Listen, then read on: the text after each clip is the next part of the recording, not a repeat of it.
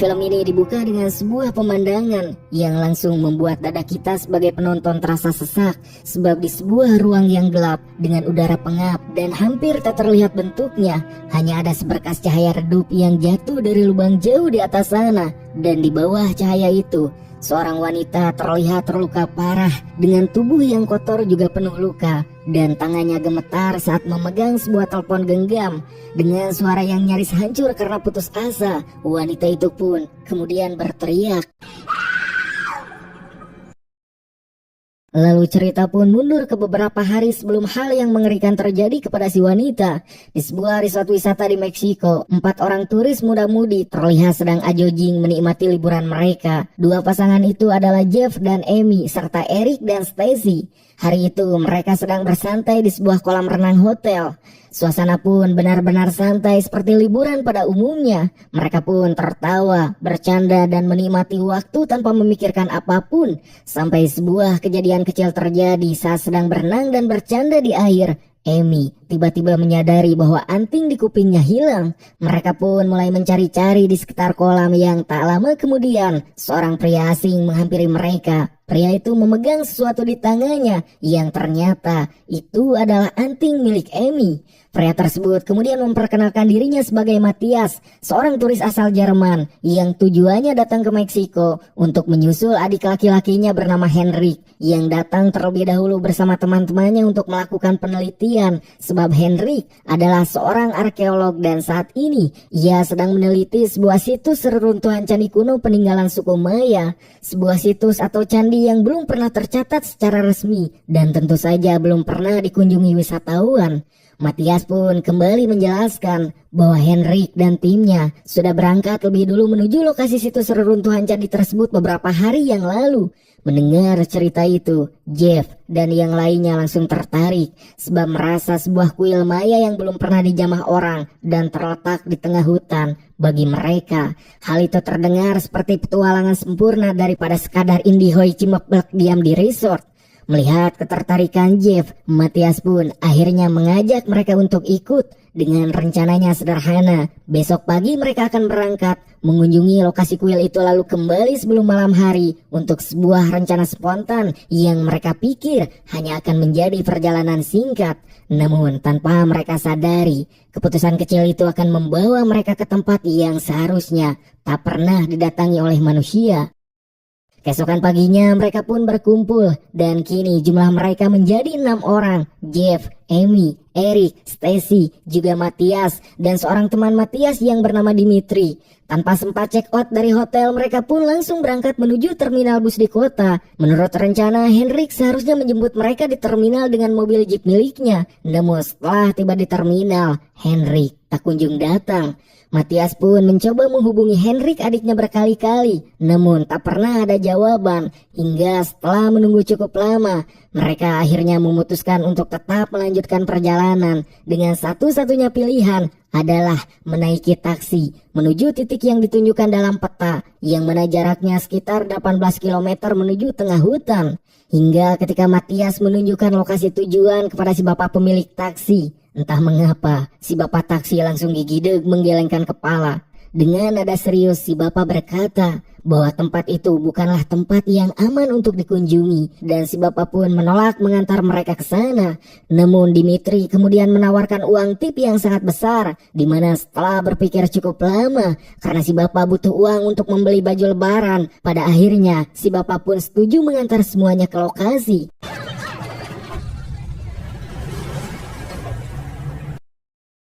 Dan setelah menempuh perjalanan sekitar 18 km, taksi yang dikendarai si bapak pun akhirnya berhenti. Yang di sana sudah ada sebuah mobil jeep tua yang terparkir, dan di antaranya di sana ada mobil jeep milik Henrik yang artinya Henrik memang berada di tempat tersebut. Namun perjalanan mereka belumlah selesai sebab dari titik itulah mereka harus berjalan sekitar 4 km lagi melewati hutan.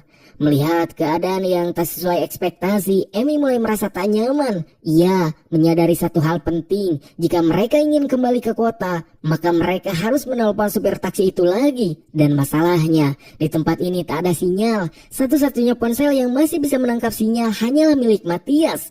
Tetapi walaupun begitu, mereka tetap melanjutkan perjalanan tanpa menyadari jika sebentar lagi sesuatu yang tak mereka sangka akan segera terjadi.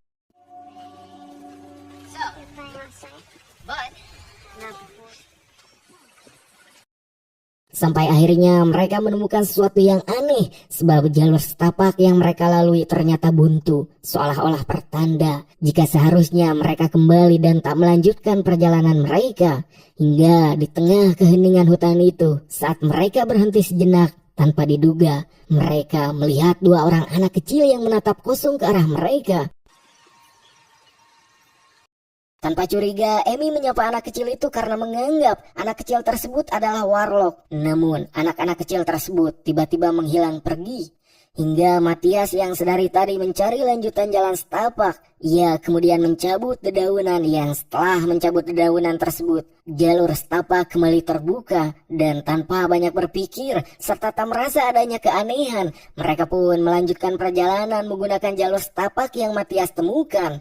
Hingga mereka pun masuk semakin jauh ke dalam wilayah yang tampaknya tak pernah dilewati manusia dalam waktu lama. Dan akhirnya di hadapan mereka berdiri sesuatu yang sangat besar, sebuah reruntuhan kuil atau candi suku Maya kuno yang strukturnya seperti piramida bertingkat.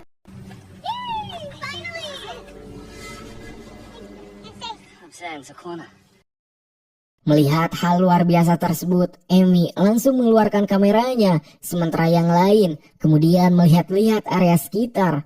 Tak lama kemudian mereka melihat sesuatu di puncak kuil, sebuah tenda berwarna kuning, yang pasti tenda itu milik Henrik dan timnya. Namun tiba-tiba terdengar suara keras dari arah belakang. Seorang pria tua Meksiko muncul dengan menunggang kuda. Kita sebut saja ia adalah Pak Samsul, di mana Pak Samsul dengan wajah marah-marah terus nyerocos tanpa henti. Tetapi karena yang lainnya tak mengerti dengan perkataan Pak Samsul, hingga suasana berubah ketika dua orang lain muncul dari arah hutan sambil membawa busur dan juga panah.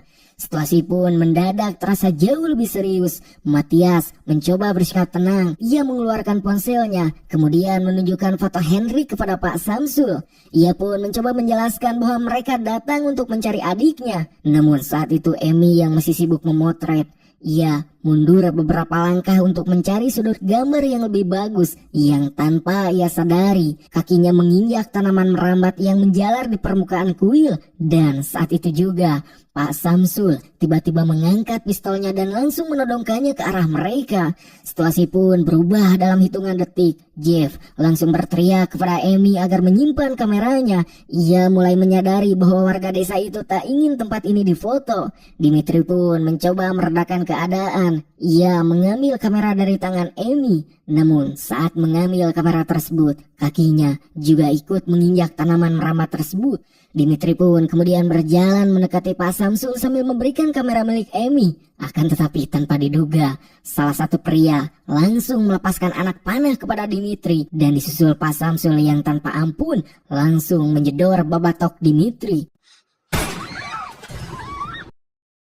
Melihat hal yang tadi sangka, Jeff, Emi, Eric, Stacy, dan Matias langsung panik. Dan di tengah kepanikan itu, mereka yang melihat warga lokal semakin berdatangan. Tanpa berpikir panjang, mereka berlima langsung berlari menaiki tangga batu menuju puncak kuil untuk menyelamatkan diri. Hingga sesampainya di atas, mereka menemukan sesuatu yang mengejutkan. Tenda kuning itu memang ada, namun tenda itu kosong. Tak ada Henrik, juga tak ada siapapun. Dan di dekat tenda itu terdapat sebuah sumur batu besar.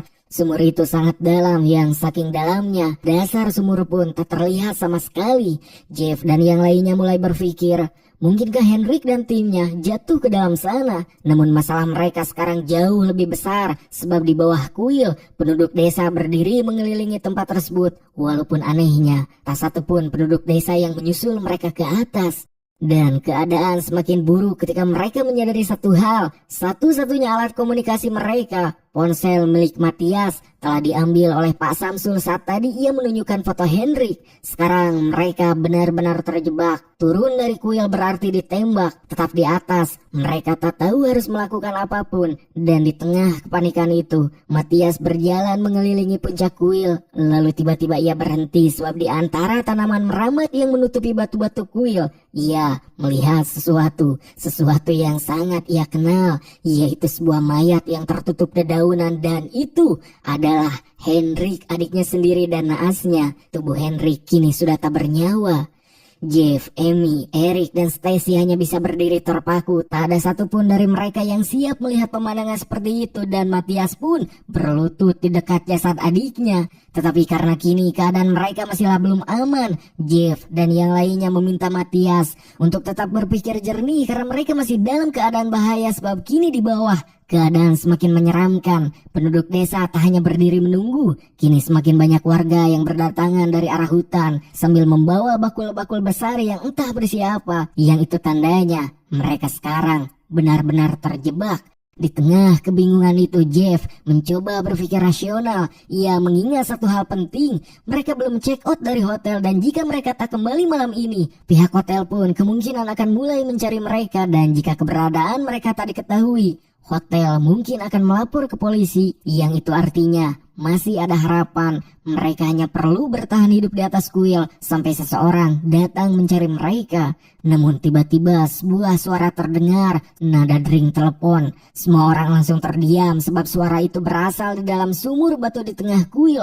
Mereka pun saling memandang. Jika benar itu ponsel, maka itu mungkin milik Hendrik. Dan jika ponsel itu masih aktif, maka mungkin masih ada sinyal di sana. Itu berarti mereka punya kesempatan untuk meminta pertolongan. Tanpa menunggu lama, Matias pun langsung bersedia turun ke dalam sumur untuk mengambil ponsel tersebut. Mereka mengikat tali di tubuh Matias. Jeff dan Eric memegang kerekan di atas, di mana perlahan-lahan tubuh Matias pun mulai diturunkan ke dalam sumur yang gelap tersebut. Hingga tiba-tiba tali yang menahan tubuh Matias putus, yang dalam sekejap Matias jatuh bebas ke dalam kegelapan sumur.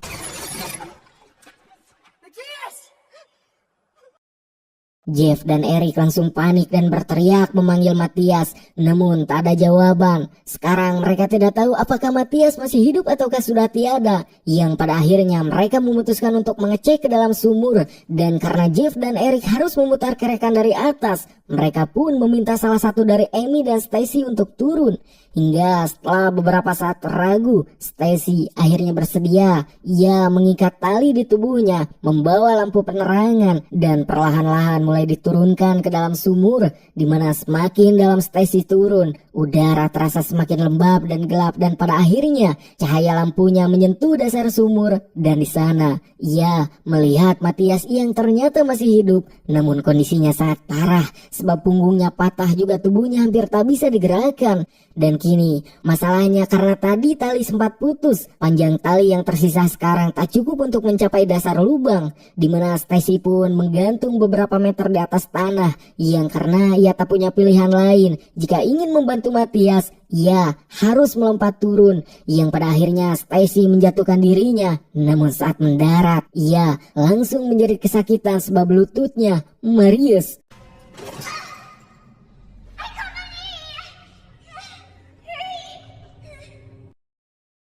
Dan sekarang bukan hanya Matias yang terluka parah, Stacy pun ikut tidak bisa berjalan. Di atas kuil, Jeff dan Eric mulai berpikir keras bagaimana cara mengangkat mereka berdua kembali ke atas. Jeff kemudian berencana membuat tandu darurat untuk menarik mereka keluar dari sumur. Namun situasi di atas semakin kacau sebab Amy yang sudah sangat panik tiba-tiba mengambil keputusan nekat. Ia mulai turun dari kuil dengan berniat mendekati penduduk desa dan meminta bantuan. Melihat itu, Jeff langsung berlari mengejar Amy. Ia memaksa Amy untuk kembali naik ke atas sebab Jeff tahu satu hal dengan pasti, penduduk desa itu tak akan menolong menolong mereka. Amy yang sudah putus asa dan emosional pun mulai berteriak ke arah warga desa yang karena marah dan frustasi, ia bahkan melempar dedaunan dari kuil ke arah mereka. Namun tanpa sengaja, dedaunan itu mengenai seorang anak kecil yang berdiri di antara warga desa, dan sesuatu yang mengerikan terjadi sebab tiba-tiba Pak Samsul langsung menjedor anak kecil tersebut. Melihat hal itu, Amy dan Jeff hanya bisa terdiam dan langsung buru-buru kembali ke atas. Di sini mereka akhirnya mulai menyadari bahwa sesuatu yang sangat berbahaya sedang terjadi di tempat ini.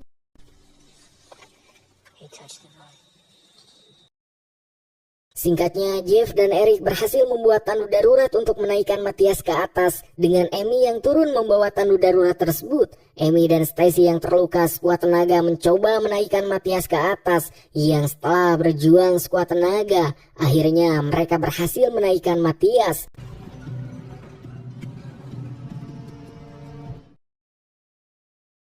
Singkat cerita, malam pun poek. Di tengah kebingungan OGK susah, mereka semua kini hanya bisa berharap pada sebuah keajaiban.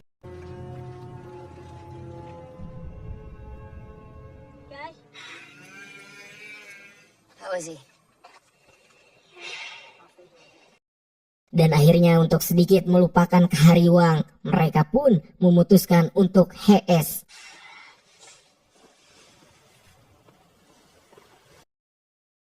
Hingga saat pagi datang, Stacy yang masih terluka kemudian berteriak, yang membuat semua orang panik, di mana ternyata tanaman yang tumbuh di kuil ini bukan sekadar tumbuhan liar, sebab tumbuhan tersebut seolah hidup sendiri dan kini mengincar bagian tubuh yang terluka. Belum sempat mencerna apa yang terjadi, Amy berteriak meminta bantuan sebab kini tanaman merata kuil sudah menggulung tubuh Matthias yang terluka parah.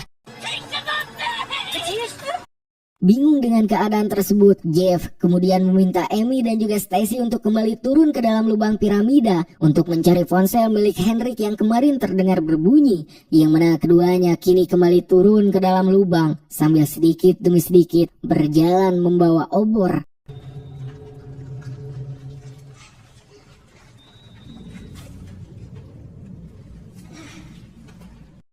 Akan tetapi semakin lama keduanya berjalan untuk mencari ponsel milik Henrik, hal yang mengerikan malah ditemui Amy dan Stacy, sebab di sana ternyata terdapat tubuh lain yang sudah menjadi korban tanaman melata. Hingga di sana Amy dan Stacy berhasil menemukan ponsel milik Eric, yang nyatanya ponsel tersebut sudah hancur. Namun anehnya suara bunyi ponsel masih terdengar, di mana saat Amy dengan seksama mendengarkan arah bunyi ponsel, hal yang tak terduga dilihat oleh Amy, sebab ternyata tumbuhan melata bergerak sendiri dan kini mencoba memangsa keduanya.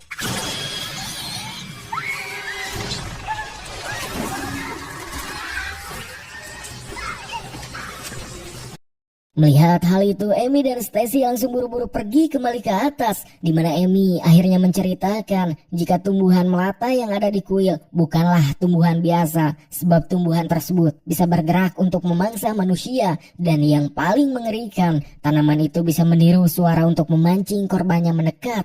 Mendengar hal itu, ketakutan mulai menyelimuti mereka semua. Amy dan Stacy langsung bersikeras bahwa mereka harus segera pergi dari kuil itu apapun resikonya. Ditambah lagi mereka sudah tak memiliki perbekalan makanan juga minuman. Akan tetapi Jeff langsung menolak rencana tersebut. Ia tahu betul apa yang akan terjadi jika mereka mencoba kabur. Penduduk desa di bawah sana tak akan ragu untuk mempateni mereka. Jeff justru ingin mereka tetap bertahan di atas kuil. Ia berharap bahwa pihak keamanan hotel akan datang mencarinya setelah mereka tidak kembali. Hingga setelah perdebatan panjang, mereka akhirnya sepakat untuk tetap bertahan di atas kuil. Siang hari itu, Jeff mulai membagi sisa makanan dan air minum yang mereka miliki. Persediaan mereka pun sangat sedikit dan sekarang mereka harus bertahan dengan itu untuk 5 orang. Namun kondisi Matthias semakin memburuk, tanaman yang tumbuh di kakinya semakin menyebar. Jeff yang merupakan mahasiswa kedokteran akhirnya menyadari sesuatu. Jika bagian yang terinfeksi tidak segera dihentikan, tanaman itu akan terus menyebar ke seluruh tubuh Matthias. Dan satu-satunya cara yang mungkin bisa dilakukan adalah menekuk bagian yang terinfeksi. Yang mana keputusan itu pun langsung membuat semua orang terdiam. Amy dan Stacy tak setuju sebab mereka takut Matthias tak akan bertahan dari rasa sakitnya. Namun yang paling mengejutkan, justru Matthias sendiri yang akhirnya berbicara. Ia meminta Jeff untuk melakukannya. Ia tahu jika hal itu tak dilakukan, tanaman itu akan memakannya hidup-hidup. Jeff pun akhirnya mulai menyiapkan semuanya. Jeff hanya memiliki pisau kecil dan beberapa benda seadanya. Amy dan Stacy pun diminta masuk ke dalam tenda karena mereka tak sanggup melihat apa yang akan terjadi. Sementara Matthias menggigit gesper sabuknya untuk menahan rasa sakit, Jeff kemudian mengambil sebuah batu besar dan dengan napas yang berat, ia menghantam tulang suku Matthias yang meringis untuk mematahkannya sepenuhnya. Setelah itu Jeff mengambil panci yang dipanaskan di atas api. Ia menempelkan logam panas itu ke ujung luka Matthias untuk menghentikan pendarahannya. Dan yang lebih mengerikan, sisa tek-tekan kaki Matthias yang terlempar ke tanah langsung ditarik oleh tanaman merambat.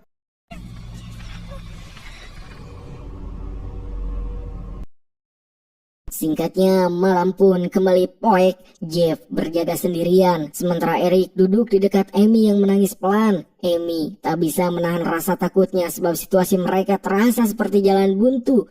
Jika mereka mencoba kabur, mereka akan ditembak. Jika mereka tetap di atas kuil, tanaman itu perlahan akan memakan mereka hidup-hidup. Bahkan jika mereka bertahan cukup lama, stok makanan dan air mereka tak akan cukup untuk 5 orang. Dan di tengah suasana itu, Stacy tiba-tiba terbangun. Ia melihat Eric dan Amy duduk berdekatan, namun pikirannya sudah mulai kacau. Tanaman yang tumbuh di tubuhnya mulai mempengaruhi mentalnya. Ia mulai berhalusinasi. Stacy menuduh mereka berdua telah melakukan sesuatu yang tak senonoh, padahal mereka hanya sedang berbicara dan menangis karena ketakutan. Eric dan Amy pun mencoba menenangkan Stacy, namun pikirannya sudah tak lagi stabil. Di sisi lain, tanpa disadari siapapun, sesuatu yang mengerikan sedang terjadi. Tanaman merambat perlahan masuk ke dalam mulut Matthias, menyusup ke tenggorokannya, dan dalam hitungan detik, Matthias pun tilar dunia. Jeff yang berjaga terlambat menyadari hal tersebut. Melihat kejadian itu, Stacy langsung histeris. Ia yakin tanaman yang sama juga sedang tumbuh di dalam tubuhnya. Dan dalam kepanikan itu, Stacy tiba-tiba mengambil pisau kecil milik Jeff. Ia mulai berteriak bahwa ia harus mengeluarkan tanaman dari tubuhnya. Jeff, Eric, dan Amy langsung mencoba menghentikannya. Namun saat mereka sedang berusaha menahannya, sesuatu yang jauh lebih menyeramkan terjadi. Bunga-bunga pada tanaman di sekitar kuil mulai mengeluarkan suara, di mana suara tersebut meniru kata-kata yang tadi diucapkan oleh Stacy.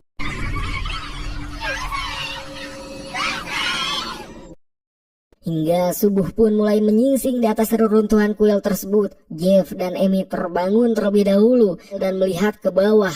Penduduk desa masih berada di sana, namun kali ini mereka melakukan sesuatu yang aneh. Beberapa warga terlihat menebarkan garam di sekeliling kuil. Garam itu mereka taburkan untuk membentuk garis di tanah, mengelilingi runtuhan tersebut seperti sebuah batas. Melihat pemandangan itu, Jeff dan Amy mulai memahami sesuatu. Penduduk desa itu bukan sedang menjaga mereka. Mereka sebenarnya sedang menjaga sesuatu agar tak keluar dari kuil. Sesuatu yang jauh lebih berbahaya daripada sekadar manusia yang terjebak. Tak lama kemudian, Eric memanggil mereka berdua. Ketika Jeff dan Amy masuk ke tenda, mereka melihat sesuatu yang membuat mereka kembali terdiam. Sebab kini tanaman merambat, bergerak di bawah kulit Stacy. Batang kecil itu pun menjalar di paha dan punggungnya, seolah ada sesuatu yang hidup di dalamnya.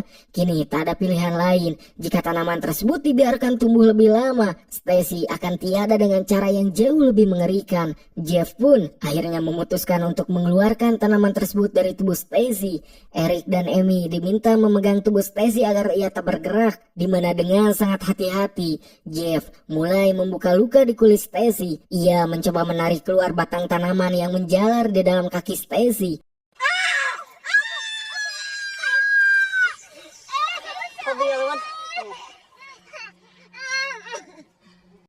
Setelah selesai, mereka kembali membagi sisa makanan yang tersisa. Kini hanya ada 4 buah anggur dengan 4 orang yang masih hidup.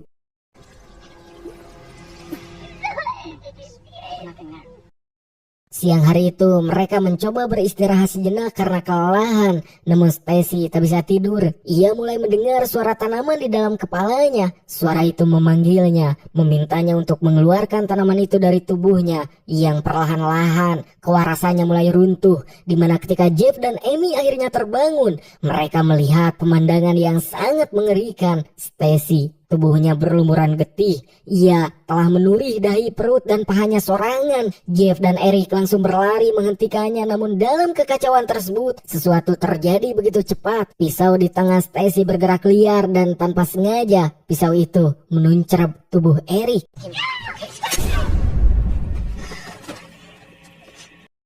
Sampai akhirnya Eric pun telar dunia, dan seperti sebelumnya, tanaman merambat di tanah mulai menarik tubuh Eric perlahan-lahan. Batang tanaman itu melilit tubuhnya, menyeret jasadnya masuk ke dalam tumpukan dedaunan.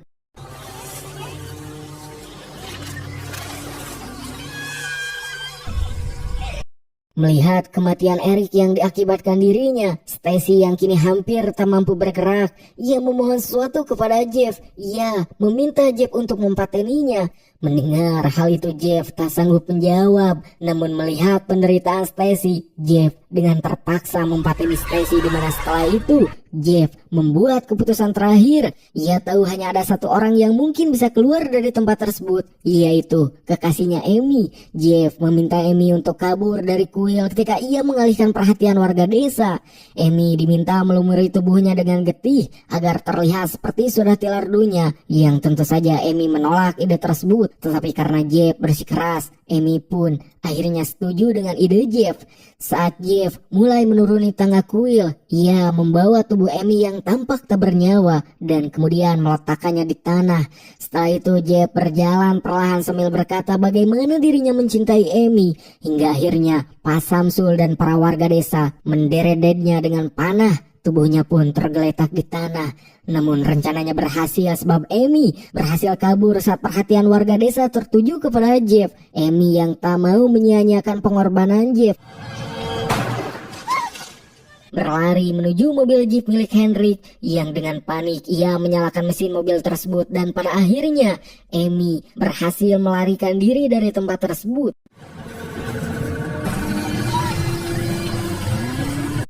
Mobil Jeep itu pun melaju meninggalkan hutan menuju kota seolah dirinya akan selamat. Akan tetapi, kita pun kemudian diperlihatkan hal mengerikan jika walaupun Amy berhasil lolos, tetapi dirinya mungkin tak akan bertahan lama, sebab wajah Amy mulai menunjukkan jika tanaman itu ternyata sudah masuk ke dalam tubuhnya.